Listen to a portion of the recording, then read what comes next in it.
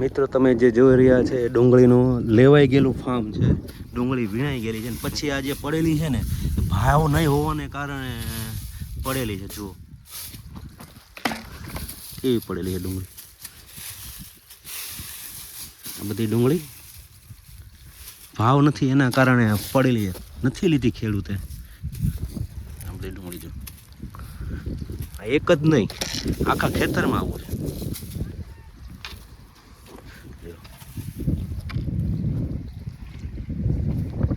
આમાંથી સારી સારી વીણાઈ ગઈ છે. હવે ભાવ નથી એટલે આવી ડુંગળી નથી લીધી. જો આનો ભાવ નથી એમ કરી.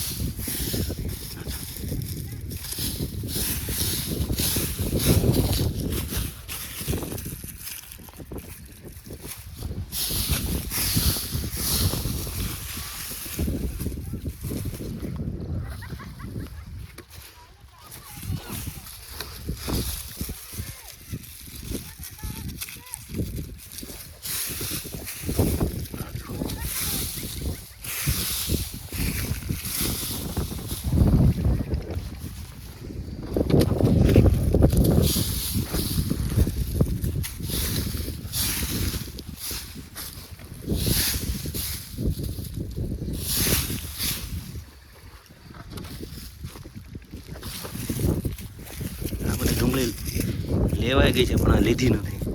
એનો રીઝન છે કે આનો ભાવ નહીં આવે. મજૂરી ચડાવીને પછી ખોટી ત્યાં માર્કેટમાં લઈ જાય છે, પછી શું ભાવ આવશે નહીં માટે આ બધી મજૂરી નહીં ચડાવવા માટે નથી લીધી.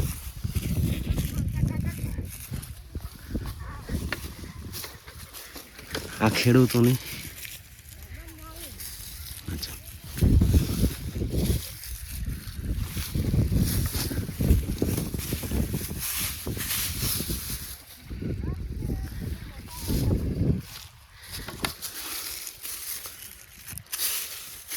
સારી સારી મોટી મોટી લેવાઈ ગઈ છે. હવે બધી આ રીતે લેવાઈ ગયેલી.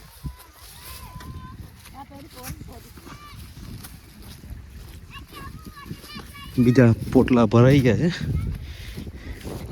એમની હું તમને બતાવું.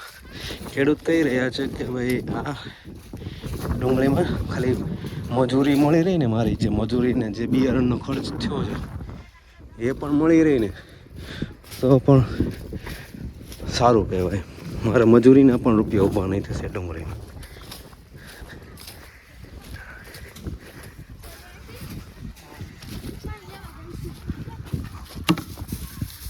આ બધી હવે પશુના મોઢે જશે.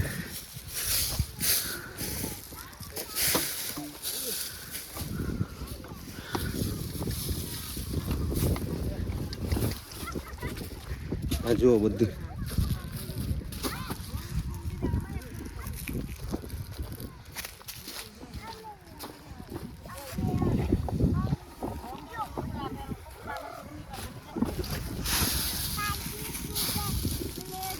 આ બધી ડુંગળી નીકળી સાઈડમાં નીકળી ગયેલી છે. આ નહીં ચાલે એમ.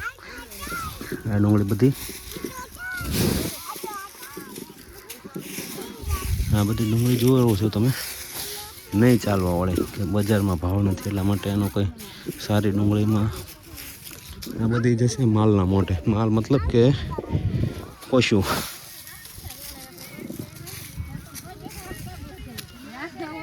આ બધા બોરા ભરાઈ જાય. આ એક બોરાની કિંમત 30 રૂપિયા છે. ભાવ કેટલો આવશે? 150 રૂપિયા, 130 રૂપિયા, 200.